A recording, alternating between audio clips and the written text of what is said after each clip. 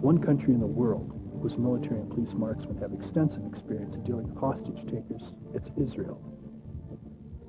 A direct outgrowth of that experience is the UMAT, the Ultimate Marksmanship Accuracy Mat, a brainchild of the Carlos Hathcock of Israel, Yosef Z. Fried, was a veteran of 5 wars and was Israel's national rifle shooting champion in the 1950s.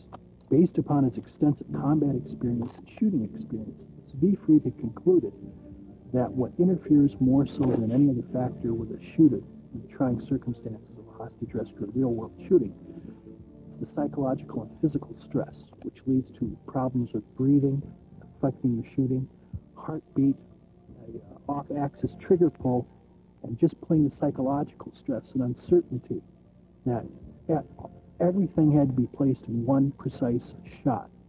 That's why he developed the UMAT. The UMAT is compact, it's lightweight, fast to deploy. The UMAT fits on a bench, works well on a car hood, where it also provides protection against muzzle blast, fits on all kinds of expedient platforms during an on-scene emergency, such as doors or tables that an officer is using for a shooting platform, or as it's most often used, right here on the ground. Now, looking at it, you can see that this is a first-quality shooting mat, but as well, you have the benefits of a mechanical rest for your rifle that allows adjustment for traversing and elevating, and a special curved track in the front built within the foam cell for bipod legs, for traversing those right and left as well. The front half of the UMAT consists of 3 closed foam cells covered by 800 denier nylon. It's 1.5 inches thick, really well padded. What's great about these closed foam cells is that they will not soak up water. There's no additional weight from water being soaked into it, and there's no transmission of water and dampness to your body while you're laying on it. Furthermore, it's resilient. It has no memory. You may lay on it one way today, and it's not going to take the shape of your body. The front padded portion of the UMAT is approximately 28 inches wide. It's 1 meter long. For those of you not metrically inclined, that makes it a little over 39 inches. And the back half consists of an extendable ground sheet that adds another meter in length and flares out to provide some protection to your legs, whether you want to shoot right-handed or left-handed. The UMAT helps prevent fatigue, helps keep the officer comfortable while he's in a position. However, as well, it serves to insulate him from cold ground or hot ground, and think in summer times how hot a rooftop may be, and how during a protracted incident, a police sniper might lay in position for 3, 5, 8 hours straight. To employ a UMAT, extend it, orient it generally in the direction of your target. And once you're on top of it, you can make minor traversing changes to the traversing bar, which is part of that traversing and elevating mechanism of the butt of the rifle. To make major changes of approximately 12 degrees right or left, you can use the bipod track in the front. And if you find once you're on the UMAT you have to make a major shift that exceeds it, just shift the whole mat and reorient it. Let's take a closer look at the elevation wheel and yoke. It consists of 3 components. Down here on the bottom we have the stainless steel traversing rod. On the outside here we have the aircraft grade aluminum housing grip. And on the inside we have this polymer yoke, an elevation screw which is tested shatterproof down to minus 20 degrees Fahrenheit. This yoke or cradle holds the buttstock of your rifle. With the elevation wheel alone, you'll be able to yield perhaps 15 degrees, which is plenty of elevation for engaging targets to the maximum feasible range of your rifle, probably well over 1,000 yards in ordinary shooting circumstances. Depending upon your bipod height, you'll probably have to crank up a bit to get to 0 degrees elevation. Gary Paul Johnson of SWAT magazine reports that from just 100 yards, he could adjust his bipod and get his elevation such that he could engage targets up to 3 stories high. That's at only 100 yards. The elevation flows smoothly, surprisingly smoothly, and it's fast. And the yoke is very forgiving. If your rifle should shift a bit on you, if you're recovering after recoil, you can just crank it up or down minutely, and you're right back on target. But unlike a military machine gun traversing and elevating mechanism, your rifle's not locked into the UMAT. If there's a sudden shift in threat, you can instantly lift your rifle away. Now let's look at the curved bipod track. This track ends problems with uneven ground below your bipod legs. The force of recoil can dig in a bipod leg and cause canting during follow-on shots. Not only does this track end problems with soft, uneven ground, but its polymer bottom allows smooth tracking of moving targets that's simply impossible with the legs on bare ground. And what this translates to distance-wise is that you've got 10 degrees right or left on that track, and at 100 yards you can track a target for 50 feet. Let's look at the linear frontages you can actually cover using the UMAT. With this traversing bar alone, it's about 8 degrees, 4 degrees right or left. That is an angular width similar to what you'd see as a field of view through a 7 by 35 pair of binoculars, or at 100 yards, that's 42 feet. Using this traversing bar alone is easy. It's almost unnoticeable because it's being done with your non-shooting hand. There's almost no shifting your body. And remember, the bipod track as well allows about 20 degrees of total traversing as well. At 100 yards, this equals 35 yards or about 100 feet. But think of it this way. As a police sniper, you can cover a linear front about 3 storefronts wide at 100 yards, or from across an urban street about 50 yards, you can cover 50 feet, a width about twice as wide as a single-family home. Now, taking both the traversing bar and the bipod track into consideration, the lateral frontage you can cover is about 150 feet at 100 yards. That is so wide a front that you can confidently cover a whole fire sector just from this mat. There's one other UMAT feature to show you, a little one, but it makes all the difference in the world. This rubber gripper strip. It's forward pressure from your bipod legs onto this strip that anchors your rifle in your shoulder. Let me show you. Appreciate how it all anchors together. Place the rifle butt in your shoulder, lean well into it so that the bipod legs are firmly engaged by the gripper strip. And now, with that rock-steady hold, crank up the elevation precisely to your target and squeeze it off.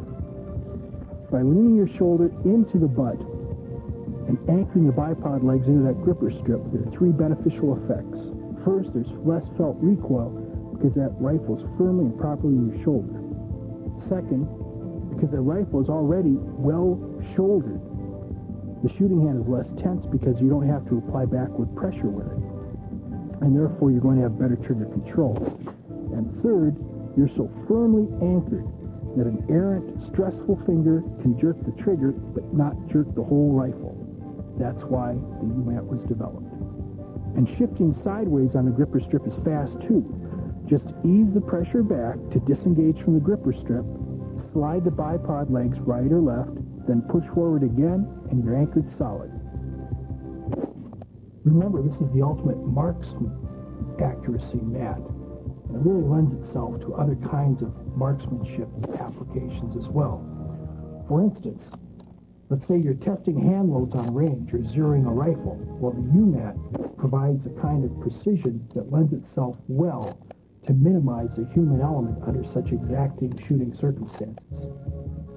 This UMAT provides the stability and precision adjustments you need for long-range prairie dog shooting as well. And this light gray color really helps reduce the heat from the sun's rays. The UMAT also lends itself well to long-range shooting against elusive animals and animals with keen senses such as predators, coyotes, fox, brush wolves, where you need the precision to make a long-range shot. The ultimate marksmanship accuracy mat is compact, lightweight, and fast to deploy. Its closed-cell foam provides excellent insulation from heat and cold and helps keep a shooter comfortable during protracted incidents. The bipod track eliminates problems from soft ground or uneven ground and from recoil digging in your bipod legs and causing canting. The track's smooth polymer bottom makes for smooth tracking of moving targets. And the UMAT solidly anchors the rifle and allows exacting adjustments for elevation and windage. But more than anything else, the UMAT accomplishes what its designer, Josef Zwiefried, intended. Solid aiming despite muscle tremors and breathing and the stress of a real-world situation. You'll never be steadier or your rifle anchored better than with this the ultimate marksman accuracy mat.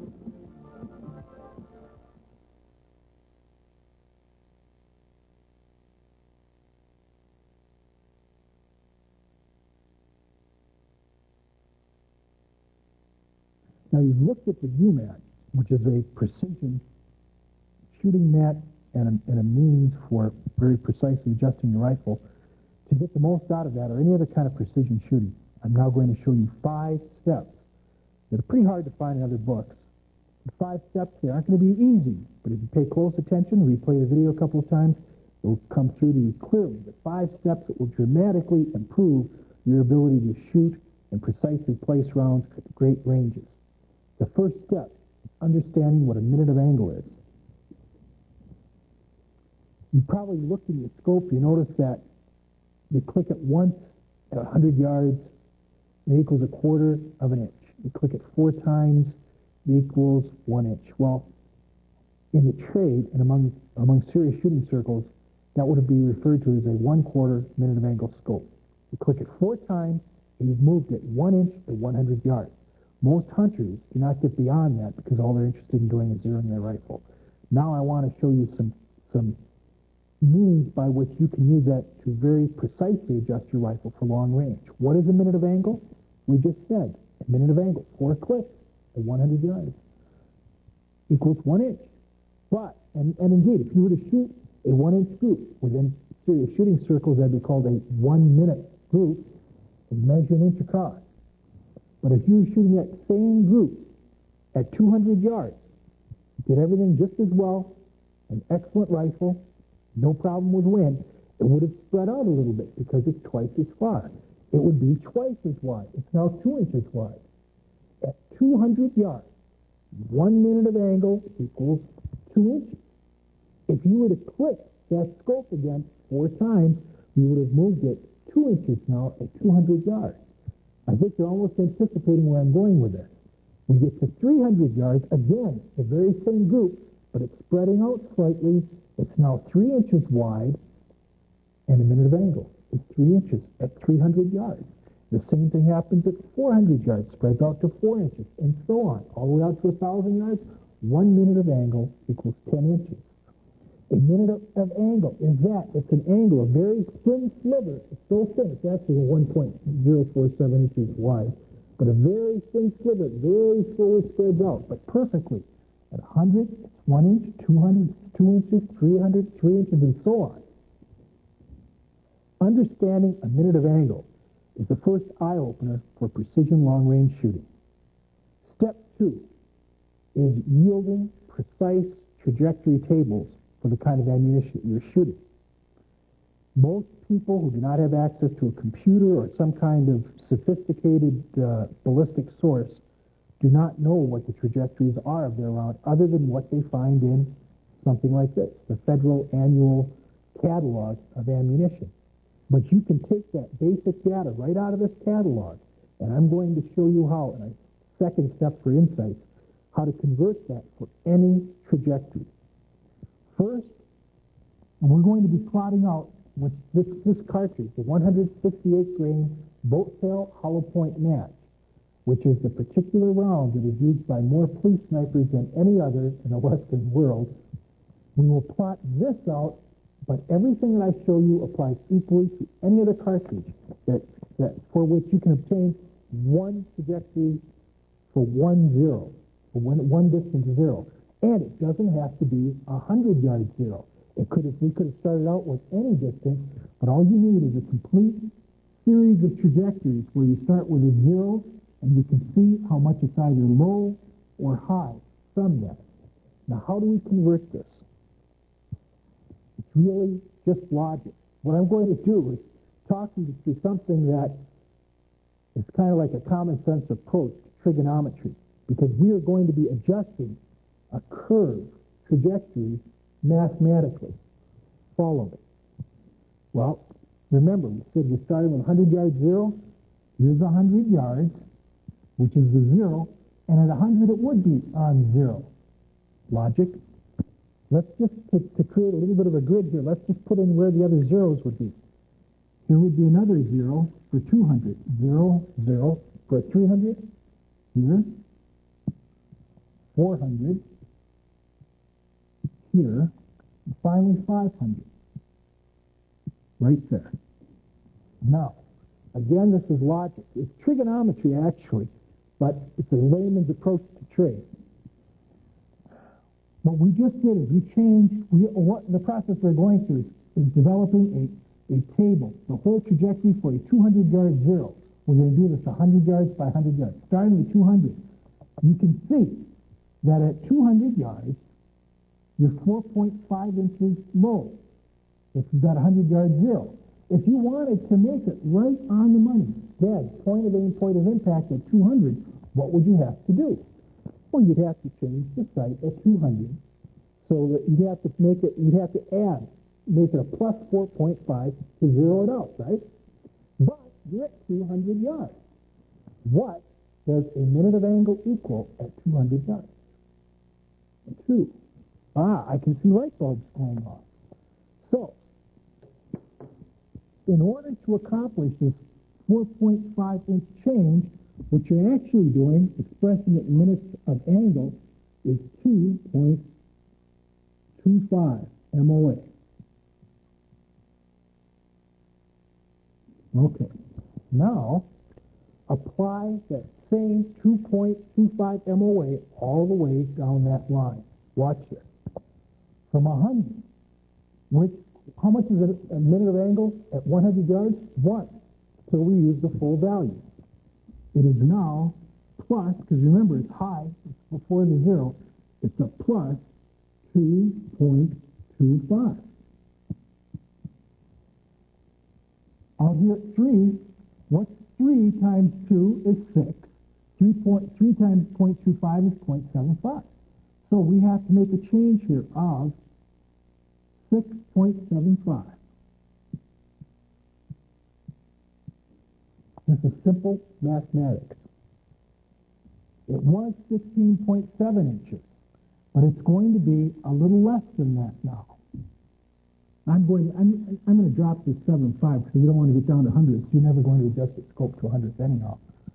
But by simple mathematics now, we can see it's now 9.0 inches. And we can do this all the way down the line. So just following that simple logic process and unsophisticated mathematics, we've been able to plot out a full trajectory table for the federal 168-grain boat tail hollow point. Plus, we're able to learn exactly how many minutes of angle it took to go from one zero to the next. Watch this. From 100 to 200, you had to add 2.25 minutes of angle. 200 to 300 took 3.0. 300 to 400, 3.5 minutes of angle. 400 to 500, 4.0 minutes of angle. This now, and this is our next step in this process, all this can be applied to the elevation minutes of angle on your rifle scope. Let's say you are dead on at 300 and you're shooting 168 grain boat tail hollow point match. I know now that to go from 300 to 400 requires 3.5 minutes of angle. How many clicks is that? 4 clicks per minute of angle. 4, 8, 12, 13, 14. 14 clicks. I'm at 300 because I've worked out all this dope, all this data. To go from 300 to 14, I just click it up. 14 clicks, and I am exactly on the money mathematically at 400 yards. And I can go up, I can go down with that data. The next step, taking all this ballistic data and putting it on a card that you can carry with you and memorize. If you look at the back sleeve of this video, all the dope, all the book data for the federal 168 grain boat tail hollow point is right there for you to Xerox, cover, carry, tape it to the side of your rifle, carry it with you when you're waiting for the bus in the morning or while you're out on the range waiting for your turn on the firing line. It includes windage and elevation as well, which again, that's just book data. But you've integrated all the data that you've learned, and it's right here on this card. And as a matter of fact, I talked about these minutes of angle it takes to go from one to the next elevation in hundreds of yards. There's an old term used by the Marine Corps called come-ups. And old-time shooters, serious long-range shooters, talk about come-ups. All they really mean is, what are the number of clicks that you have to come up to go from one range to the next?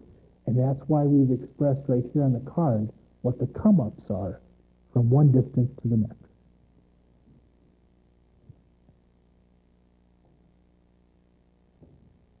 And now the last of our 5 steps to extreme high precision and long-range shooting. And I have to thank an old SEAL friend of mine, Jim Calvert, for this. I've called this Calvert's formula. We used to call him K-bar, but Calvert's formula. And again, this is so simple. It's so obvious. It's like a safety pin.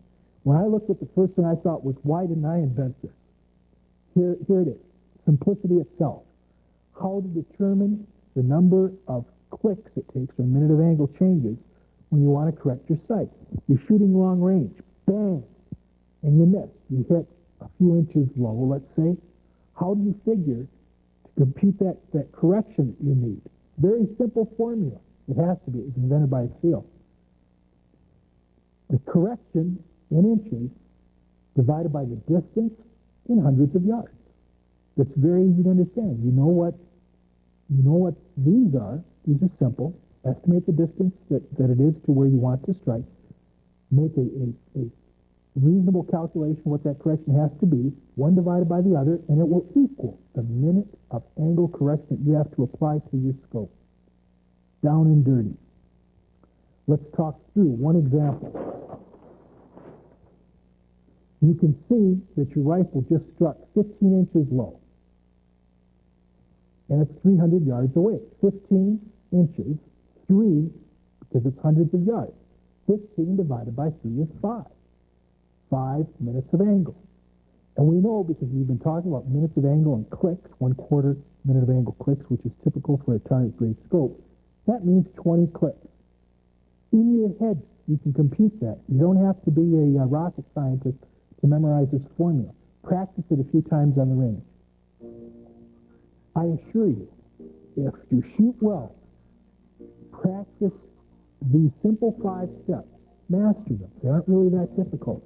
You'll dramatically improve your long-distance shooting because, purely through the mental process, you'll become far more keenly aware of the precision that your rifle is capable of and ultimately the precision you are capable of.